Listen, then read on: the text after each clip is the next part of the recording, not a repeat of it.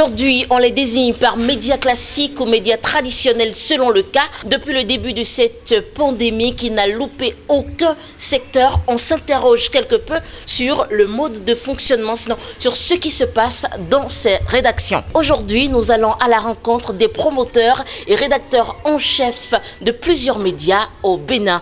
Le principe, il est tout simple. Ils nous donneront leur avis sur la crise sanitaire au coronavirus que traverse le monde entier et l'Afrique et sur la gestion au quotidien de l'information au Covid-19 partant des dispositions internes liées au fonctionnement dans leur rédaction à la prime faite au Covid-19 dans le traitement de l'information. Alors, mesdames, messieurs, suivez-nous. Nous ferons le tour des rédactions du journal L'Économiste, de la chaîne de télévision privée Canal 3 Bénin, du déchaîné du jeudi et également de la radio Cap FM au Bénin. Mesdames, messieurs, regardez.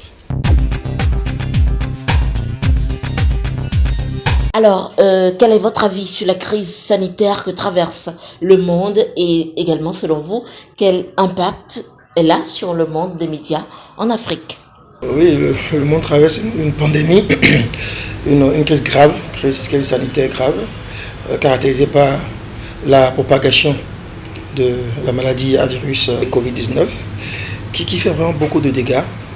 On compte déjà des dizaines de milliers de morts, notamment en Occident.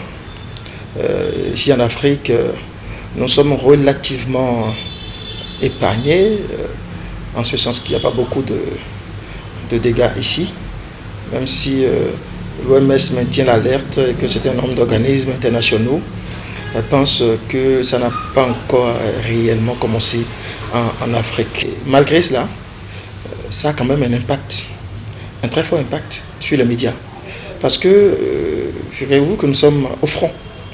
C'est nous qui portons le message d'information d'abord, puis de sensibilisation à l'endroit des populations.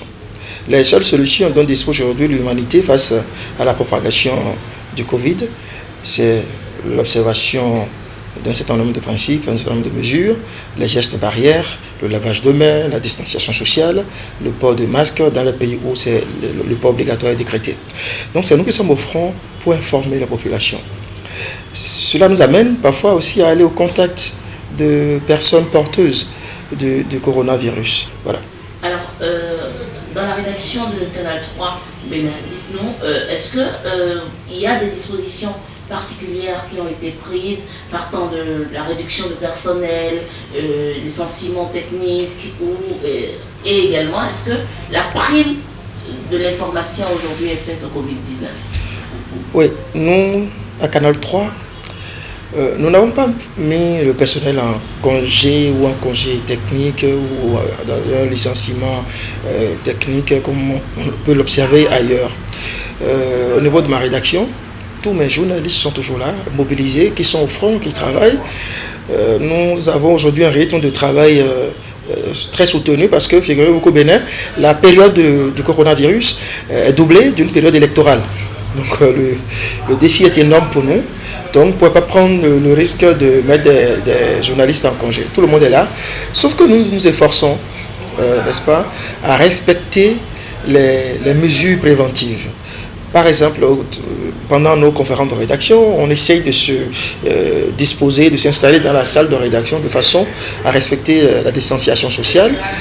Le port de masque est obligatoire. Personne, aucun journaliste ne met pied à la rédaction sans se munir de son masque. Nous avons instruit nos cadreurs de nettoyer régulièrement les bonnets de leur micro parce que c'est notre premier contact avec les interlocuteurs, avec les gens que nous interrogeons. Donc il faut désinfecter les bonnets, parfois les laver ou il y en a d'autres à qui on a demandé de simplement mettre des sachets sur le micro. Il y a des plateaux sur lesquels nous imposons le masque à nos invités. Parce que lorsque vous devez faire passer sur vos plateaux différentes personnes, parfois, vous savez, des gens sont porteurs sains sans développer des symptômes. Donc, il y a de ces petites précautions que nous essayons de prendre au niveau de Canal 3. Au Bénin, on reconnaît que le nombre de cas n'est pas surélevé. Donc, du coup, lorsqu'on parlera de 5 000, 10 000 cas, est-ce que la fin de cette pandémie verra de nouvelles manières de faire le journalisme? Oui, votre question est intéressante.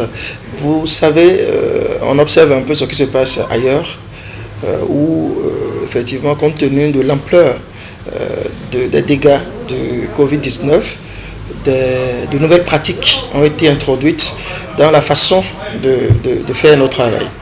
Vous verrez des chaînes internationales où des gens, des confrères sont à la maison, présentent le journal depuis la maison, les gens sont en télétravail ou en visioconférence. Voyez. Et pourtant, vous ne sentez même pas ça quand vous suivez ces chaînes-là. Ici, on a également on a suivi un peu le rythme des mesures prises par le gouvernement.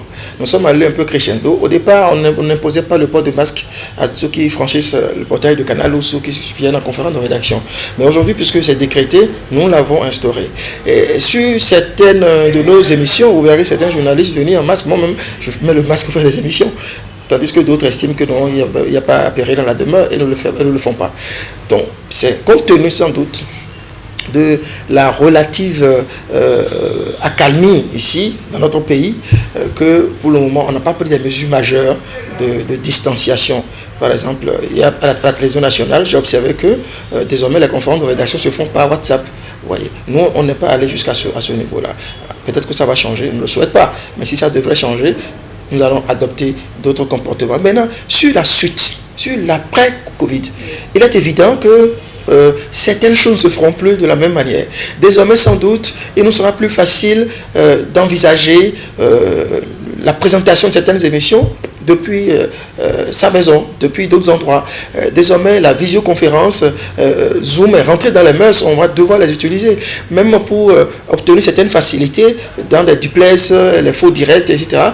Je crois qu'il y a des mécanismes qui sont utilisés aujourd'hui que nous allons devoir adopter. Nous, notre façon de couvrir les élections dans notre pays, au Bénin, en ce qui concerne Canal 3, nous faisons beaucoup de directs, mais désormais, nous sommes en train de prendre des précautions pour que nos directs ne soient plus forcément à travers nos caméras et tout. Mais nous allons utiliser des téléphones, nous allons faire des vidéos, prendre des gens.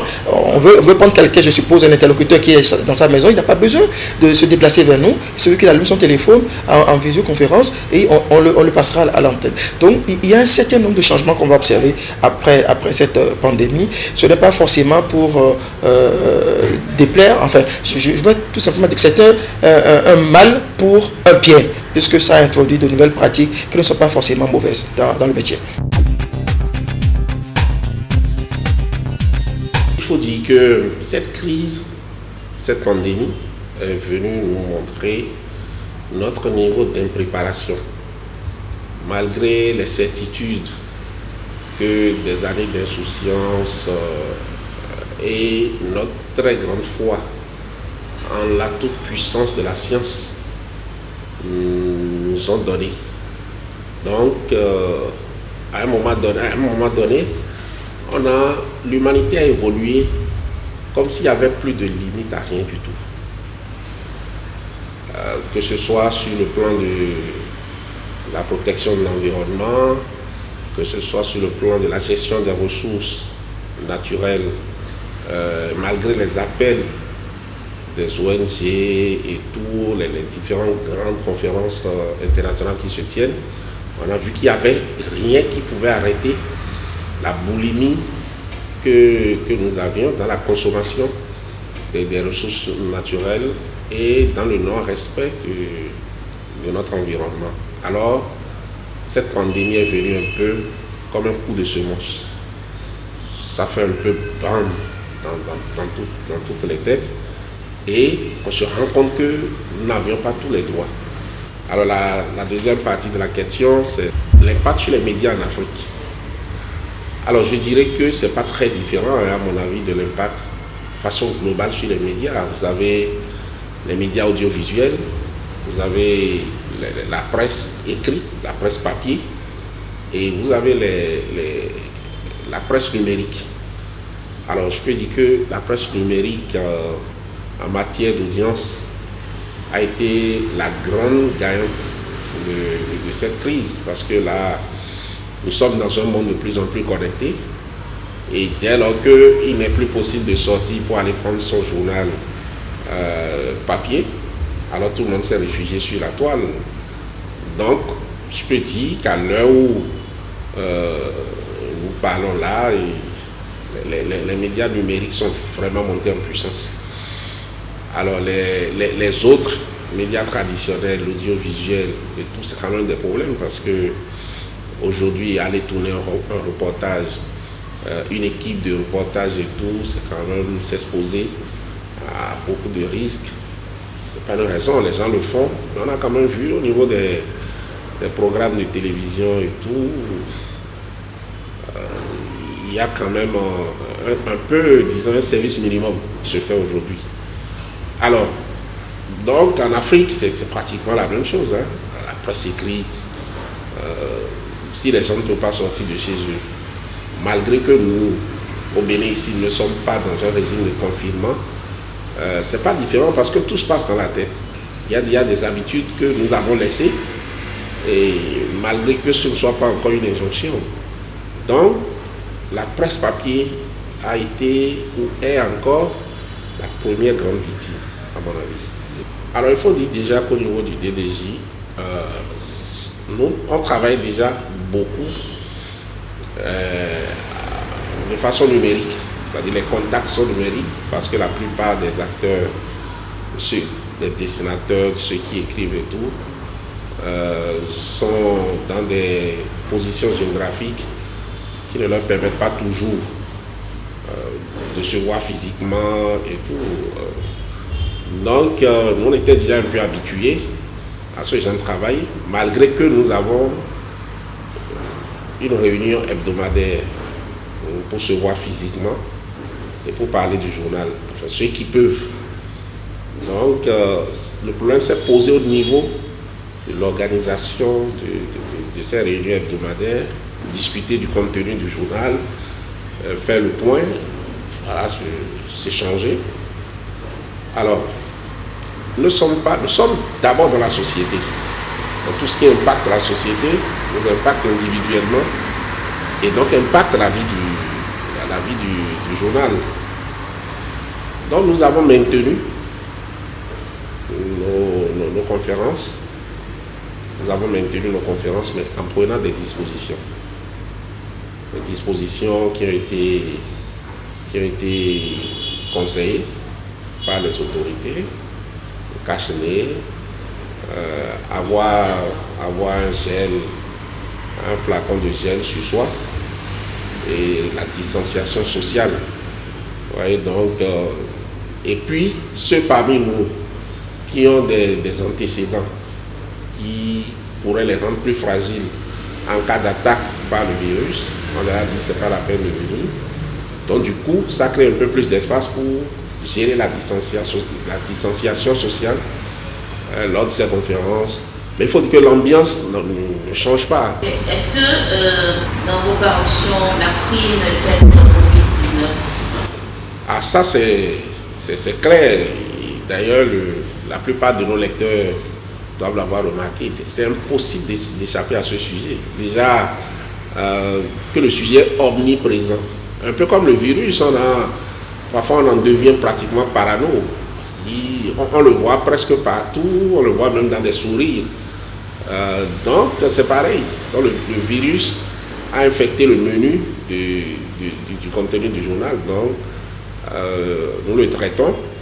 Parfois même, nous nous agaçons de devoir encore parler de ce virus. Mais il n'y a pas, ce ne serait pas raisonnable de parler d'autre chose pendant qu'il y a ce sujet. Ce que nous faisons, étant donné que le DDJ n'est pas qu'un journal d'humour, c'est un journal d'humour et de satire. Donc, la satire, quand même, ça peut être ça peut être bien grave, ça peut traiter de sujets très graves. L'humour, ça peut être léger. Donc, nous mélangeons les deux. Il y a des tests qui sont faits et qui parlent vraiment du sujet de façon très grave. Et puis, bon, nos dessinateurs à des degrés d'inspiration divers selon les rebondissements de l'actualité sur le virus. Nos dessinateurs ont beaucoup dessiné sur le virus. Tellement dessiné que, d'abord même, le contenu du journal a énormément évolué vers le dessin. Aujourd'hui, nous diffusons par apparition une trentaine de dessins, alors qu'avant la crise du corona, nous étions à 18. Sur les 12 pages, quand je dis dessin, je ne parle pas des planches de BD dans le journal, je parle de dessins de presse. En fait, le corona, qu'on le veuille ou non, nous en souffrons tous. Nous en souffrons parce qu'il est déjà dans notre esprit. Il est déjà dans notre quotidien. Donc, on ne peut plus rien faire sans parler du corona. Donc, c'est une présence. Et les dessinateurs n'échappent pas à ça. Donc, quand les dessins viennent, vous vous rendez bien compte que 90-95%, tous les dessins vont vers le virus. La presse numérique a vraiment pris de l'avance. C'était déjà constatable, hein, bien avant le début de cette pandémie. Mais la pandémie a eu un effet dopant. Donc du coup, je me dis qu'il y a un avantage que la presse numérique vous donne, que vous devez vous battre pour conserver après la fin de la pandémie. Une pandémie s'en va très progressivement. Donc je me dis qu'il n'y aura pas de choc.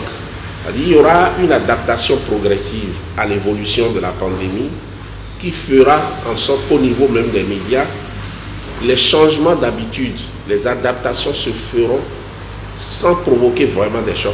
On se rendra juste compte que, tiens, il y a ceci qu'on faisait, qu'on ne fait plus. C'est-à-dire qu'il y a par exemple de plus en plus sur nos écrans des possibilités de faire des interviews en utilisant des logiciels où on n'a plus besoin d'inviter vraiment quelqu'un dans un studio, même pour faire des tables rondes, même pour faire des débats. Donc je crois que ça fait partie des innovations. Maintenant, la presse écrite, là, ça sera la grande question, hein, parce que est-ce que les gens retourneront spontanément prendre du papier?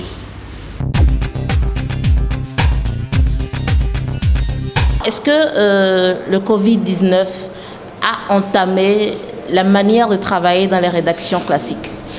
La question que vous posez est une question qui impacte effectivement les habitudes, les comportements des journalistes de la rédaction de Cap FM surtout. D'abord au niveau interne, nous avons procédé à la réduction du personnel de la rédaction parce que la mesure de distanciation oblige. Les stagiaires, on en recevait à volo et à flot. On a diminué le nombre de stagiaires. Il y a des stagiaires qui étaient en attente d'être reçus, encadrés. On a limité le nombre et on a essayé d'espacer leur présence, c'est-à-dire leur présence à la rédaction. C'est-à-dire que si des stagiaires, une promotion, une génération de stagiaires vient lundi, c'est le mercredi qu'elle doit être là, et ainsi de suite. C'est comme ça qu'on gère la rédaction. Mais il y a un noyau de personnel qui travaille, le rédacteur en chef, les anciens et le rédacteur et la rédactrice en chef adjoint. Voilà, ceux-là sont constants. Mais en ce qui concerne les stagiaires, c'est comme ça qu'on les a gérés. Vous êtes une rédaction, donc il y a pour des sujets que vous déplacez. Est-ce que sur le terrain, il y a moins d'activité, moins de couverture médiatique sur le terrain ou ça n'a pas vraiment entamé ce niveau-là? Les reportages, il n'y en a plus. Même si on nous appelle, on dit qu'on ne peut pas aller. Parce que personne ne veut attraper le virus de Covid-19. Qu'est-ce qu'on fait? On demande aux gens d'intervenir par les applications des téléphones Android, WhatsApp, YouTube et autres. Mais nous avons aussi mis en place d'autres stratégies qui sont que lorsque vous allez à un reportage, vous allez rencontrer une source d'information. On essaie de prendre les mesures, les gestes barrières. La distanciation 1 mètre, on pose l'enregistreur, il parle, on pose des questions de loin, on met les cache-nez et puis ça va. On essaie de respecter les gestes barrières et les mesures dictées par le gouvernement. Au niveau du studio. Avant, notre studio contenait au moins 6 personnes, 6 invités. Nous avons essayé de réduire, enlever les sièges fixés, rivés. Maintenant, les invités sont à 2. Ce n'est plus à 5 à 6 avec l'animateur. Et à l'entrée de la radio, on a installé ce que vous appelez les fontaines ambulantes avec du savon, avec des gels. Et la température est prise à l'entrée. Vous présentez, vous enregistrez. On peut connaître là par qui le mal est venu à la radio.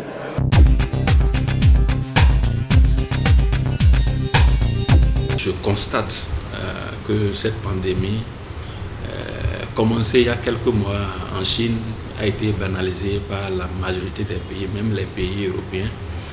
Nous pensions que c'était encore loin de nous, mais tout le monde a été surpris par l'arrivée brusque de cette pandémie qui fait des ravages graves actuellement, surtout en Occident.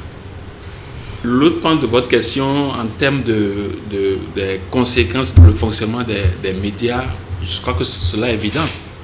Si je prends le cas précis qui est notre cas, la presse écrite, depuis que cette pandémie a commencé, nous on subit ça de façon vraiment très très lourde. Il y a des partenaires déjà qui ont suspendu des contrats. Il y a d'autres qui sont abonnés normalement, qui ont demandé à ce qu'on leur envoie les journaux par version électronique. Il y en a qui ont carrément demandé à ce que, qui étaient peut-être à 12 exemplaires, qui ont, à cause d'impact dans leur structure eux-mêmes, ont cherché à diminuer la quantité de quotidiens reçus de façon quotidienne.